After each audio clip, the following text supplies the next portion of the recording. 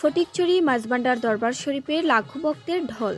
প্রখ্যাত ওলিয়ে কামেল আধ্যাত্মিক সাধক মাঝভান্ডার দরবার শরীফের প্রতিষ্ঠাতা ও মাঝভান্ডারি তরিকার ভিত্তি প্রস্তর স্থাপনকারী গাউসুল আজম হজরত শাহ সুফি মাওলানা সৈয়দ আহমদুল্লাহ কাদ্দাসাসি রাহুল আজিজ মাঝভান্ডারির 120তম বার্ষিক ওরস শরীফ যথাযোগ্য মর্যাদা শনিবার বাংলা 10 মাঘ 24 জানুয়ারি 2026 ইংরেজি লাখো ভক্ত আশেকানের আমিন আমিন ধ্বনিতে আখিরি মোনাজাতের মধ্য দিয়ে চট্টগ্রামের ফটিকছড়ি মাঝভান্ডার দরবার শরীফের ওরস শরীফ শত শত বছরের ঐতিহ্যের ধারাবাহিকতায় প্রতি বছর এই মহান অলির ওফাত দিবসের স্মরণে 10 মাঘ বাংলাদেশের প্রত্যন্ত অঞ্চল ছাড়াও ভারত, পাকিস্তান, নেপাল, বার্মা, ইরাক, সংযুক্ত আরব আমিরাত সহ বিশ্বের বহু দেশ হতে আগত লাখো ভক্ত অনুরক্ত আশিকের সমাগমে সমারোহে অনুষ্ঠিত হয়েছে।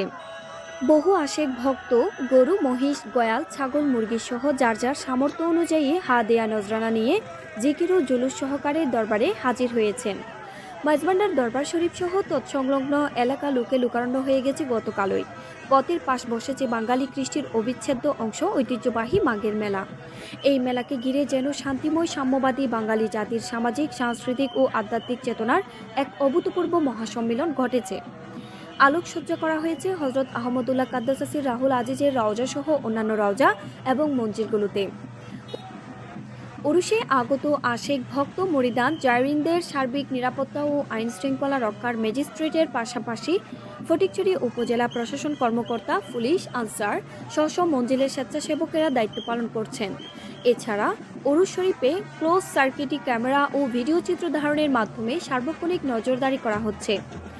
আজ রাত 12:01 আখিরি মোনাজাত পরিচালনা করবেন গাউসিয়া আহমদিয়া মঞ্জিলের সাজ্জাদানশীন সৈয়দ এমদাদুল হক মাঝভান্ডারী মাদ্দাজিল্লাহুল আলী, নাইবে সাজ্জাদানশীন সৈয়দ ইরফানুল হক মাঝভান্ডারী। গাউসুল আজম মাঝভান্ডারী হজরত মাওলানা শাহ সুফি সৈয়দ আহমদুল্লাহ কাদ্দাসাসি রাহুল আজিজ 1233 সালে বাংলা 1 মাঘ রোজ বুধবার জোহরের সময় জন্মগ্রহণ করেন। 79 বছর বয়সে 1906 সালে 13 বঙ্গাব্দে 10 মাঘ সোমবার দিবাগত রাতে ইহকাল ত্যাগ করেন। 4 বছর বয়সে গ্রাম্য বক্তব্যে হজরতের শিক্ষা জীবন শুরু হয়। 1268 হিজরিতে তিনি কলকাতা আলিয়া মাদ্রাসার শেষ পরীক্ষায় কৃতিত্বের সাথে পাশ করেন। হিজরি 1269 সালে তিনি যশোর জেলায় কাজী বিচারক পদে যোগদান করেন। 1270 হিজরিতে কাজী পদ থেকে পদত্যাগ করে কলকাতার মুন্সি বোয়ালি মাদ্রাসায় প্রধান মোদারেসের পদে যোগদান করেন। তার পীরে তরিকত ছিলেন শেখ সৈয়দ আবু শাহমা মোহাম্মদ সালেহ আল কাদেরি লাহোরী রহমতুল্লাহ আলাইহি।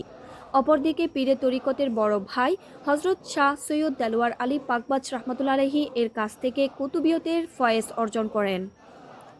বেল আসলত বা স্বভাবসিদ্ধ অলি হজরত গাউসুল আজম মাঝভান্ডারী কাদ্দাসাসি রাহুল আজিজ তার পীরে তরিকতের নির্দেশে 1857 সালে নিজ গ্রাম মাঝভান্ডারে ফিরে আসেন। কিছুদিনের মধ্যেই তার বুজুর্গের কথা চারদিকে ছড়িয়ে পড়ে। ধর্ম, বর্ণ নির্বিশেষে বিভিন্ন শ্রেণীর মানুষ তার দরবারে ভিড় জমায়। লোক সমাজে পরিচিতি পায় মাঝভান্ডার দরবার শরীফ হিসেবে। ওফাতের পরও তার পবিত্র মাজারে ধর্ম, বর্ণ নির্বিশেষে সকলের মিলন কেন্দ্রে পরিণত হয়।